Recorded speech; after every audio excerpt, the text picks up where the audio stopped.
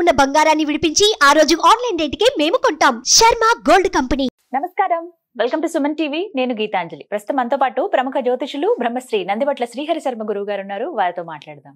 గురుగారు నమస్కారం అండి. వాగర్థ వివసంపృక్తౌ వాగర్థ ప్రతిపత్తయే జగతః పితరౌ వందే పార్వతీ పరమేశ్వరౌ. సదాశివ సమారంభాం శంకరాచార్య మధ్యమాం అస్మదాచార్య పర్యంతం వందే గురు పరంపరాం. ఆదిత్యాయ చ సోమాయ మంగళాయ బుధాయ చ గురు శుక్ర శనిభ్యశ్చ రాహవే కేతవే నమః. శృంగేరి జగద్గురు పీఠాధిపతులకి, కంచి పీఠాధిపతులకి నమస్కారములు తెలియజేసుకుంటూ కార్యక్రమాన్ని ప్రారంభిద్దాం. పోలీస్ వర్గం, పాడ్యమి స్నానం, ఇలా రకరకాలుగా చెప్తూ ఉంటారండి. అసలు పోలీస్ వర్గం అంటే ఏంటి? ఆ రోజున ప్రత్యేకించి దీపాలు వదులుతూ ఉంటారు. కానీ నదుల దగ్గర కావచ్చు, కార్తీక మాసం అంతా ఎంత హడావిడి చూసామో ఈ పాడ్యమి రోజున కూడా అంతే హడావిడి చూస్తామండి. తెల్లవారు జామున అసలు పల్లెటూర్లలోనూ ఈ సముద్రాలు, నదులు, చిన్న చిన్న తటాకాలు ఉన్న దగ్గర అయితే భలే సందడిగా ఉంటుంది. మహిళలందరూ దీపాలు వదల్లో చూస్తాం. అసలు ఆ రోజు విశిష్టత ఏంటి? పోలీస్ వర్గం ఆ పేరు రావడానికి కారణం ఏంటి? ఆ రోజున విధిగా అందరూ చేయవలసిన పనులు ఏంటి? అలాగే చాలా సందేహాలు ఉన్నాయండి, అవన్నీ కూడా నివృత్తి చేయండి. తప్పకుండానమ్మా. పోలీస్ వర్గము అనేటువంటిది పోలమ్మ అనేటువంటి యొక్క స్త్రీమూర్తి పేరు మీద నామధేయమై మనకు అనాదిగా వస్తున్నటువంటి ఆచార సాంప్రదాయంలో ఒక భాగం అది.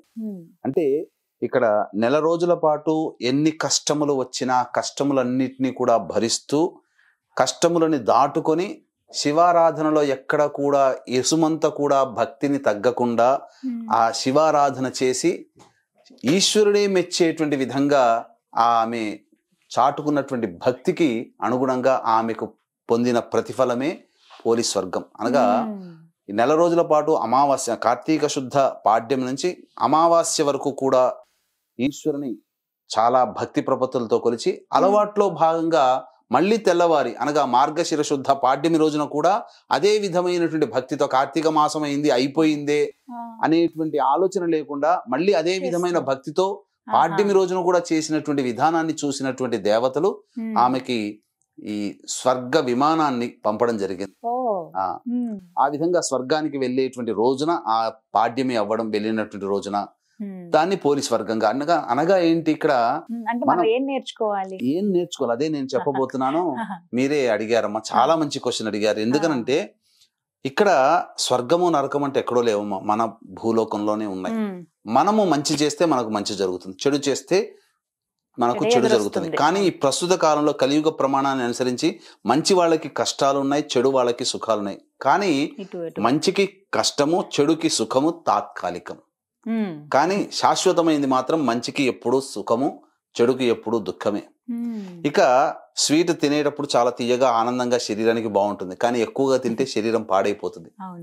అట్లా కాబట్టి ఈమె యొక్క కథ ద్వారా మనం తెలుసుకోదలిచినటువంటిది ఏంటనంటే, ఈశ్వరుణ్ణి, అమ్మవారిని భక్తి ప్రపత్తులతో లేదా ఏ దేవుణ్ణైనా కానీ భక్తి ప్రపత్తులతో కొలిచినట్లయితే ఆ దేవతానుగ్రహం కొంగు బంగారమై మనకున్నటువంటి సమస్యని, స్వర్గం అంటే సంతోషము, సుఖంగా ఉండడం.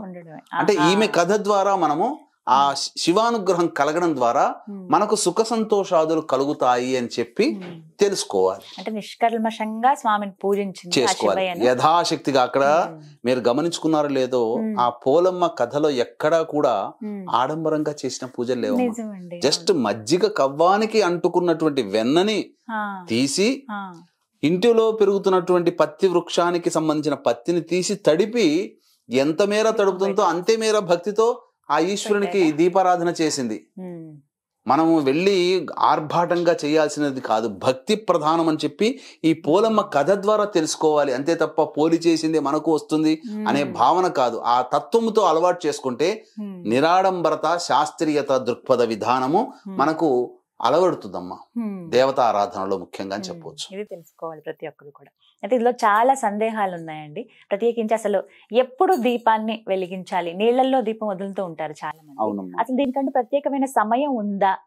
ఉన్నదమ్మా. మనకేంటంటే మనకు ఈ పోలి పాడ్యం అనగా పోలీస్ వర్గానికి వెళ్ళినటువంటి రోజు 2వ తారీఖు డిసెంబర్, మార్గశిర శుద్ధ పాడ్యమి. చాలా మంది అంతకు ముందు రోజే వస్తుంది కదా పాడ్యమి, సాయంకాలం చేసుకోవచ్చు కదా. మేము ఇదొక సందేహం ఉండిపోయిందండి. 2 రోజులు వచ్చినప్పుడు ఎలా చేయాలి, ఏ సమయానికి చేయాలి? 2 రోజులు వచ్చినప్పుడు ఇక్కడ ఏంటంటే మనకు ఇక్కడ చెప్పబడ్డటువంటిది డిసెంబర్ మాసంలో 1వ తారీఖు రోజున అమావాస్య ఉంది. ఈ అమావాస్య అయిన తర్వాత మనకు డిసెంబర్ 2వ తారీఖు రోజున సంబంధించి మనం చూసుకోవాలమ్మా. డిసెంబర్ 2వ తారీఖు అనుకున్నప్పుడు చూసుకుంటే పాడ్యమి తిథి ఉంది కదమ్మా. ఈ పాడ్యమి తిథి 2వ తారీఖు రోజున మధ్యాహ్నం 12:44 వరకు ఉందమ్మా.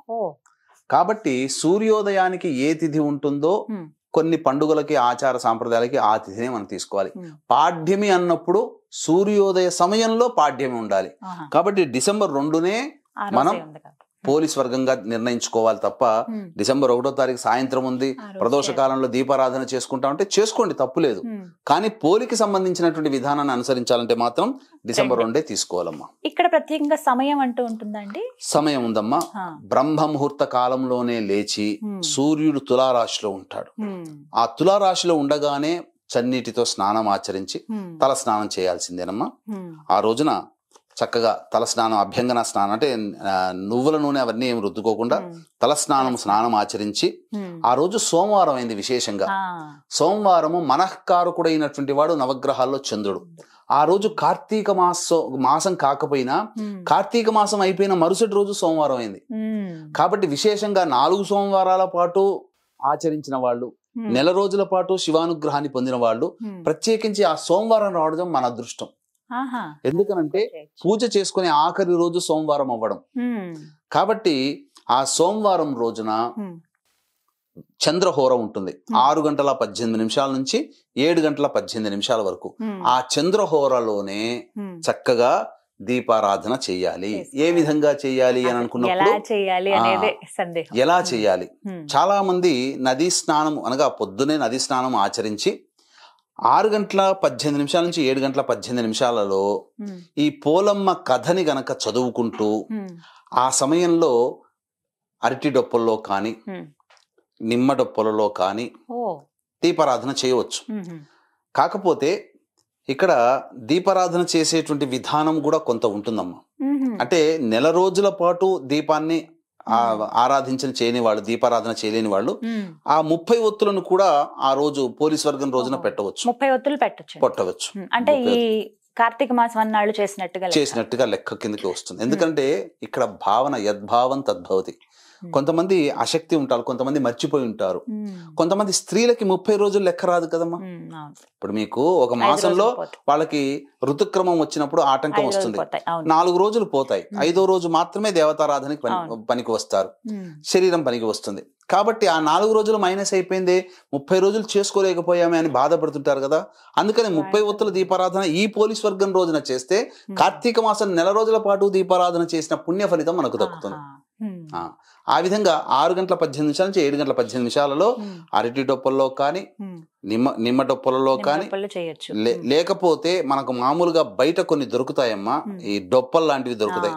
అందులో కూడా ఆవు నేతితో దీపారాధన విశేషం. మనకు ఈ అరటి డొప్పలు డొప్పలు తయారు చేస్తారు. మోదుగాకుల డొప్పలు పెట్టి అందులో కూడా దీపారాధన చేయొచ్చు. నదీ తీరంలో ఉన్న వాళ్ళు అయితే అదృష్టవంతులు, ఎందుకంటే నదిలోనే వదులుతారు. చెరువులో ఉన్న వాళ్ళు అయితే అదృష్టవంతులు, తటాకములు సరస్సులు ఉన్న వాళ్ళు అదృష్టవంతులు, సముద్రంలో అయితే వదలలేము, అక్కడ కష్టమే. అయితే ఇవేవి కుదరని వాళ్ళకి ఎలా అసలు ఆ రోజున దీపాలు ఎలా వదలాలి? ఇప్పుడు హైదరాబాదు పరిసర ప్రాంతాల్లో చాలా మందికి ఉండదు, సముద్ర తీరంలో వైజాగ్ లో ఉండదు. కాబట్టి అటువంటి వాళ్ళు ఏంటంటే కనీసము శుద్ధమైనటువంటి నీరు చక్కగా ఒక బకెట్ లో తీసుకోవాలి, లేదా ఒక పెద్ద టబ్బు తీసుకోవాలి. పెద్ద టబ్బు తీసుకొని ఆ యొక్క టబ్బులో నీటి నిండా నీళ్లు నింపి, అది కూడా శుద్ధమై ఉండాలి. మన ఇంట్లో తెచ్చుకున్నటువంటి గోదావరి, కాశీ, గంగా ఇవన్నీ నదులు నీళ్లు ఉంటాయి కదా, ఆ నీరు కొద్దిగా వేస్తే పవిత్రత అవుతుంది. అప్పుడు అందులో కొంత చిటికెడు పసుపు వేసినా పవిత్రత అవుతుంది. తర్వాత ఒక చిటికెడు ఉప్పు వేసినా లక్ష్మీప్రదం అవుతుంది. కాబట్టి అప్పుడు ఆ విధంగా ఆ అరటి డొప్పలు కానీ ఈ సంబంధించినటువంటి మోదుగ డొప్పల్లో కానీ పెట్టి ఆ విధంగా 3 సార్లు ఇలా కదులుపుకుంటూ అప్పుడు పోలమ్మ సంబంధించినటువంటి కథ వృత్తాంతాన్ని చదువుకోవాలమ్మా. ఆ సమయంలో చదువుకోవాలి. అనగా పోలికి ఏ విధంగానైతే స్వర్గప్రాప్తి అయిందో నేను కూడా అంతే భక్తి విశ్వాసములతో సంబంధించింది. ఆ సమయంలో ఈ కథ వృత్తాంతం చదువుకొని తదనంతరం ఆ అక్షితలు నెత్తిన వేసుకోవాలి పూజ చేసిన తర్వాత. ముందు పూజ ఎలా చేయాలండి? అంటే నీళ్లు వదలడం అనేది ప్రధానం, నీళ్లలో దీపం వదలడం అనేది. ఇంకా ముందు ఎలాంటి పూజ చేయాలి? ముందు చక్కగా నెల రోజుల పాటు శివుడికి మనం చేసుకున్నాం కదమ్మా అర్చన, అభిషేకాదులు. ఆ విధంగా బ్రహ్మ ముహూర్త కాలంలోనే లేచి అనగా 3 గంటల లేచి కాలకృత్యాదులు తీర్చుకొని ఆ 4 to 6 మధ్య కాలంలో శివాభిషేకం చేసుకున్న వాళ్ళైతే శివాభిషేకం చేసుకోవడం, లేదా ఆ ఒక్క రోజునైనా కానీ ఇంట్లో శివలింగం అనగా అంగుష్ట ప్రమాణమంతగా శివలింగం పెట్టుకొని అన్ని రకాల పండ్ల రసాలతో కానీ, లేదా శుద్ధమైన నీటితో కానీ, ఆవు పాలతో కానీ, పంచామృతాలతో కానీ, లేదా కనీసం శుద్ధమైన నీటితోనైనా కానీ ఈశ్వరునికి అభిషేకం చేసి అర్చన చేయాలమ్మా. తదనంతరం ఆ విధంగా లేదు, అభిషేకం చేసుకునే ఉద్దేశం లేదు అన్న వాళ్ళు శివ పరివార చిత్రపటానికి చక్కటి పూలమాల వేసి ఆ యొక్క శివాష్టోత్తరము, దుర్గా అష్టోత్తరము, వినాయక అష్టోత్తరము, అలాగే కుమారస్వామి సుబ్రహ్మణ్య అష్టోత్తరము, నంది అష్టోత్తరంతో సహా మనం ఆ యొక్క అష్టోత్తరం చదువుకొని ఆ విధంగా తర్వాత స్వామి వారికి ఏదైనా కానీ నైవేద్యం పెట్టి, కొబ్బరికాయ కొట్టి నైవేద్యం పెట్టి ధూపదీప నైవేద్యాలు ఇచ్చిన తర్వాత అప్పుడు ఈ 6 గంటల 18 నిమిషాల నుంచి 7 గంటల 18 నిమిషాల కాలంలో చంద్రహోర ఉంటుంది. ఆ చంద్రహోరలో ఈ పోలీస్ వర్గం కథ చదువుకోవాలి. ఇప్పుడు చంద్రహోరలో అది కూడా అవకాశం లేని వాళ్ళకి ఇంకొక అవకాశం ఉంటుందమ్మా. అది లీస్ట్ గా తీసుకోవాలి తప్ప దీన్నే ప్రామాణికంగా తీసుకోకూడదు. ఇక్కడ 8 గంటల 18 నిమిషాల నుంచి 9 గంటల 18 నిమిషాల కాలంలో గురుహోర ఉంటుంది. అది కూడా శుభప్రదం. అయితే మనస్సులో ఉన్నటువంటి సంకల్పములన్నీ నెరవేర్చేయాలి అని అనుకున్నప్పుడు శివానుగ్రహం కోసం చేస్తాం కదా, మనస్సే కదా సంకల్పం అంటే. మనఃకారకుడు చంద్రుడు కాబట్టి చంద్రహోరలో చేస్తే విశేషం. చంద్రహోర తప్పిన వారు మాత్రమే అయ్యో సూర్యోదయం కల్లా మనం చేయలేకపోయామని బాధపడుతుంటారు కదా, అటువంటప్పుడు వాళ్ళకి 8:15 నుంచి 9:15 మధ్య కాలంలో గురుహోర ఉంటుంది. ఆ గురుహోరలో చేయండి. తర్వాత 7 గంటల 18 నిమిషాల నుంచి 8 గంటల 18 నిమిషాల మధ్య కాలంలో శనిహోర ఉంటుంది. చేయకూడదు. దీపం వెలిగించకూడదు.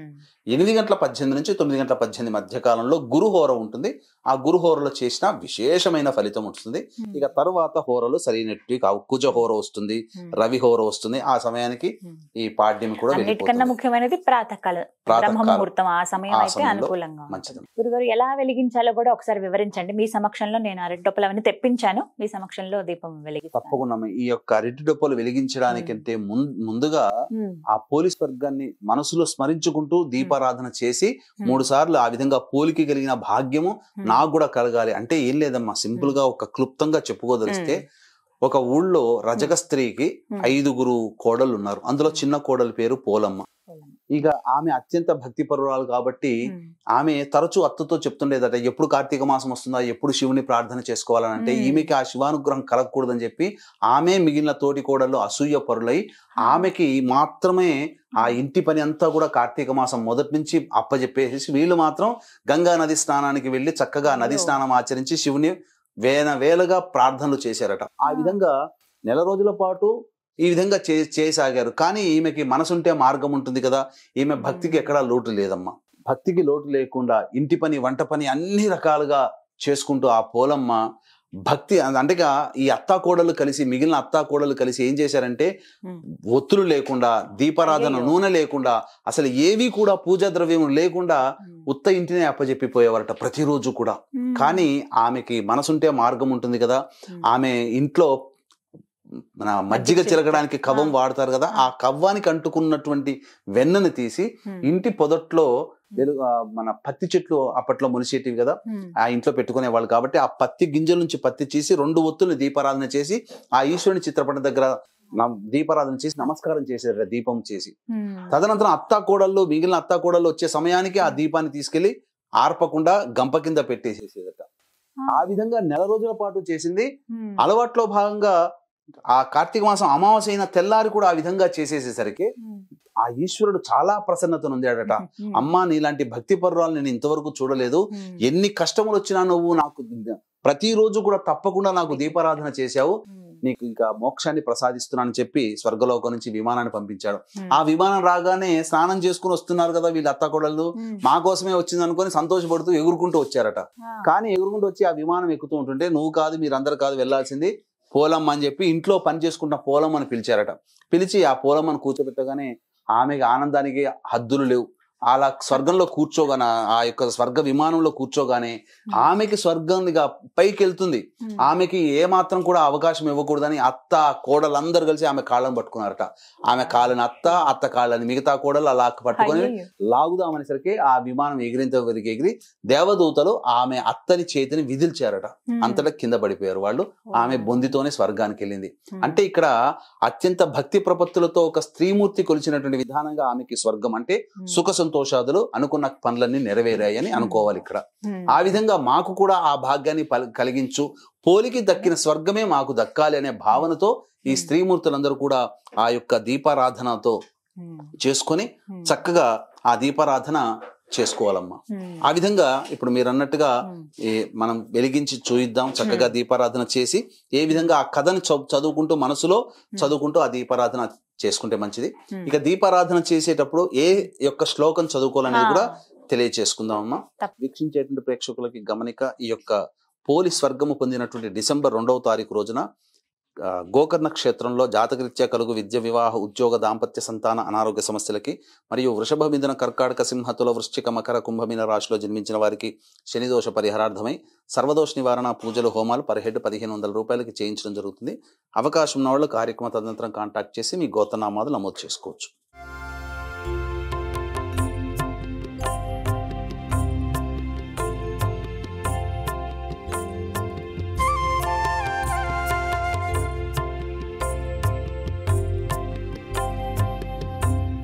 ఇప్పుడు చెప్పబోయేటువంటి శ్లోకాన్ని చదువుకుంటూ మనసులో చదువుకుంటూ దీపారాధన చేయాలి.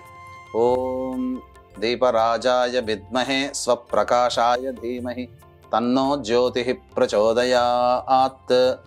ఓం దీపరాజాయ విద్మహే స్వప్రకాశాయ ధీమహి తన్నో జ్యోతిః ప్రచోదయాత్. ఓం దీపరాజాయ విద్మహే స్వప్రకాశాయ ధీమహి తన్నో జ్యోతిః ప్రచోదయాత్. ఓం ఓం దీపరాజాయ విద్మహే స్వప్రకాశాయ ధీమహి తన్నో జ్యోతిః ప్రచోదయాత్. ఈ విధంగా దీపారాధన చేసిన తర్వాత నదులలో లేదా తటాకములో, సరస్సులో కానీ చెరువులో కానీ మీరు ఈ యొక్క దీపారాధన చేసినటువంటి అరటి డొప్పలో చేసిన వాటిని 3 సార్లు ఇలా పైకి తోయాలి. ఈ విధంగా పంపించి వేసినట్లయితే పోలీస్ వర్గం చేసినటువంటి పుణ్య ఫలితం మనకు కూడా దక్కుతుంది. అలాగే ఈ విధంగా తటాకములు, నదులు, సరస్సులు, చెరువులు లేని వాళ్ళు ఇంట్లో బకెట్లో కానీ లేదా ఒక ప్లేట్లో, ఒక పెద్ద స్తాంబాళంలో ప్లేట్లో కానీ పెట్టుకొని లేదా ఆ విధంగా నీటిలో దీపాన్ని వెలిగించి 3 సార్లు గనక పంపించినట్టుగా, దీపాన్ని పంపించినట్టుగా భావనతో కింద ఉన్నటువంటి నీటిని గనక తడిమినట్లయితే ఆ విధంగా ఆ చేసినటువంటి పుణ్య ఫలితం కూడా మనకు దక్కుతుంది. ఈ విధంగా దీపారాధనతో చేసుకోవాలి. గురుగారు, ఒక సందేహం అండి. ఇప్పుడు మీరు అన్నారు అరటి డొప్పల్లో చేయొచ్చు, అలాగే నిమ్మ డొప్పల్లో చేయొచ్చు అన్నారు. కొంతమంది నేను గమనించాను కొబ్బరి చిప్పలు కూడా అందులో చేస్తూ ఉన్నారు. అసలు అలా చేయొచ్చా అండి? కొబ్బరి చిప్పలు చేస్తే మునిగిపోతాయి కదమ్మా. మునిగిపోకుండా కొబ్బరి తీసేసిన చిప్పల్లో చేస్తున్నారు. కొబ్బరి తీసేసిన చిప్పలో చేస్తున్నారా? కొబ్బరి తీసేసిన చిప్పల్లోకి చేసినా శ్రేష్టమే. కానీ ఆ కొబ్బరి చిప్ప నిండా నూనె వెలిగించాలి, నూనె వేసి ఆవు నేతి ఆ విధంగా చేయవచ్చు. కానీ ప్రామాణికమైతే అరటి డొప్పలు శ్రేష్టం. ఎందుకు అంత విశేషం అండి అరటి డొప్పలు అంటేనమ్మా, ఇక్కడ మీకు గమనించుకోవాల్సినటువంటి అంశము పవిత్రమైన వస్తువులని చెప్పవచ్చమ్మా. కొన్ని ఏవి సృష్టిలో పవిత్రమైనవి 3 ఒకటి నెమలి పింఛము, నెమలి. 2 అరటి, 3 కొబ్బరికాయ. ఎందుకనంటే అరటి అనేటువంటిది బీజము లేకుండా పుడుతుంది. పిలకలతోనే ఆ యొక్క వృక్షాలు పెరుగుతాయి, అరటి వృక్షాలు, అరటి చెట్లు. ఇక నెమలి సంపర్కం లేకుండా పురుష నెమలి యొక్క కంటి గుడ్డు నుంచి, పులుసు నుంచి తీసుకొని స్త్రీ నెమలి గర్భం దాల్చుతుంది. ఇక 3వది కొబ్బరి నీళ్లు. కాబట్టి ఎవరు ముట్టుకోకుండా ఉన్నటువంటిది నీరు, అది శుద్ధమైన నీరు. అందుకనే కొబ్బరికాయనే మనం ఈ యొక్క పూజా విధానంలో వాడతాం. కాబట్టి మనం ప్రథమంగా ఇవ్వాల్సిన ప్రిఫరెన్స్ మాత్రం అరటి డొప్పలకు ఇవ్వాలి ప్రాధాన్యత. మిగతావన్నీ కూడా తదనంతర ప్రాధాన్యతగా తీసుకోవాలి. కొబ్బరికాయ చిప్పలు, 3వది ఈ విధంగా చెప్పినటువంటి నిమ్మ డొప్పలు కూడా చేసుకోవచ్చమ్మా. గురుగారు, ఈ రోజున మరి దీపదానం చేయొచ్చా అండి? ఎందుకంటే కార్తీక మాసంలో దానాలు చాలా విశేషం అని చెప్పారు మీరు. మరి ఈ రోజున ప్రత్యేకించి దీపదానం చేయటం అనేది మంచిదే అంటారా? అసలు చేయొచ్చో చేయకూడదా ఆ రోజున?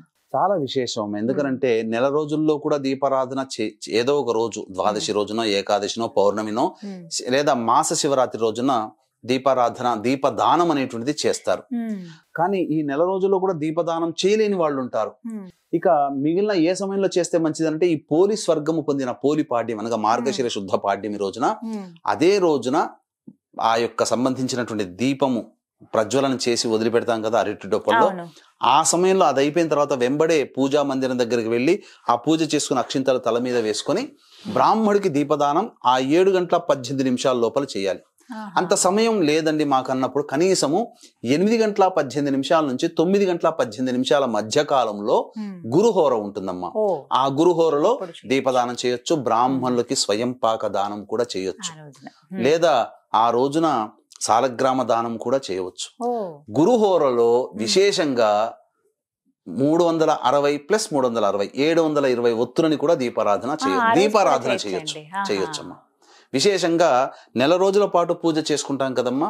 బ్రాహ్మణుడికి కానీ ఆవుకి కానీ కొన్ని కాయగూరలు, ఆకుకూరలు పెట్టవచ్చు. లేదా బ్రాహ్మడికి స్వయం పాక దానం ఇవ్వవచ్చు. లేదా దేవాలయంలోనైనా కానీ స్వయం పాక దానం ఇవ్వండి ఆ బ్రాహ్మణికి. నెల రోజులు చేసిన పుణ్య ఫలితం దక్కుతుందమ్మా.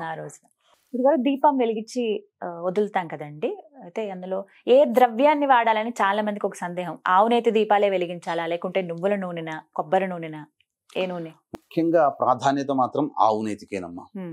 శుద్ధమైన ఆవునేతి తీసుకోవాలి. లేదు అన్న పక్షంలో నువ్వుల నూనెను మాత్రమే తీసుకోవాలి తప్ప ఈ బయట దీపారాధన నూనె దొరుకుతుందమ్మా. అది రకరకాలైనటువంటి జంతువుల ఎముకల నుంచి తీయబడినటువంటి నూనె, కొవ్వు పదార్థాలు అవన్నీ కలిపి అందుకని చీపుగా వస్తాయమ్మా. 80 రూపాయలకి 70 రూపాయలకి ఎందుకు వస్తుందమ్మా? కాబట్టి అటువంటిది వాడి ఇంకా మనం పుణ్యం సంపాదించుకోవడం కంటే పాపం సంపాదించుకున్నట్టుగా లెక్క భావించేయాలి. ఇక ఆ రోజున నెల రోజుల పాటు ఎంతో ఓపికగా ఈ మాంసాహారము భుజించలేదు కదా, ఆ ఒక్కరోజు కూడా మాంసాహారము భుజించకుండా ఉంటే చాలా మంది అడిగే సందేహం అంటే పూర్తయిపోతుంది కదా దీపం, ఎప్పుడైతే నీళ్ళల్లో వదిలామో ఇంకా ఆ రోజుతో సమాప్తం అయిపోతుంది, సాయంత్రానికి చాలా మంది మాంసాహారం తిని తీసుకోవచ్చు కదా అని అంటారు. కానీ ఆ రోజున కూడా మాంసాహారము నిషిద్ధము. ఆ యొక్క 41 రోజులు అందుకే పెట్టింది. 30 రోజులు చేశారు కదా, కనీసం ఆ పాడ్యమి రోజున వరకైనా కానీ ఆ విధానాన్ని ఆచరించి తదనంతరం చక్కగా ఎవరి వృత్తిని అనుసరించి, వారికి ఎవరి ఇష్టాన్ని అనుసరించి వాళ్ళు వారి యొక్క వంశపారంపర్యంగా వస్తున్న ఆచారాన్ని పాటించవచ్చమ్మా. ఖచ్చితంగా ఈ పాడ్యమి రోజున దీపాలు అనేవి నీళ్ళల్లో వదలాలి, ఇది ఖచ్చితంగా వదలాలమ్మా. ఇది ఆచారంగా వస్తున్నటువంటిది. ఎన్ని రోజులు పూజ చేసినా చేయకపోయినా ఆ రోజున చేస్తే కనీసము ఆ రోజునైనా 30 రోజుల దీపం వెలిగించినైనా 720 ఒత్తుల దీపం వెలిగించినైనా వెలిగించాలి. కనీసం 30 రోజుల దీపం అయినా వెలిగిస్తే నెల రోజులు దీపం చేసిన పుణ్య ఫలితం మనకు వస్తుంది. దీపారాధన చేసిన పుణ్య ఫలితం. చాలా చక్కగా వివరించారు గురువుగారు. ఇవన్నీ కూడా సందేహాలే, అన్ని నివృత్తి చేశారు. మొత్తంగా కార్తీక మాసం అన్నాళ్ళు కూడా చాలా చక్కగా వివరించారు మీరు. ఏ రోజున ఏమిటి విశేషం, ఎలా పూజలు చేసుకోవాలనేది మీ ద్వారా ఆ దైవానుగ్రహాన్ని పొందగలిగాం. అలాగే ఇప్పుడు మీరు చెప్పిన విధంగా పోలీస్ వర్గం కూడా ఆ రోజున కూడా దీపాలు వదిలి దైవానుగ్రహాన్ని పొందాలి అందరూ అని మనస్ఫూర్తిగా కోరుకుంటున్నాను. ధన్యవాదాలండి. సర్వం శ్రీ ఉమామహేశ్వర పరబ్రహ్మార్పణమస్తు.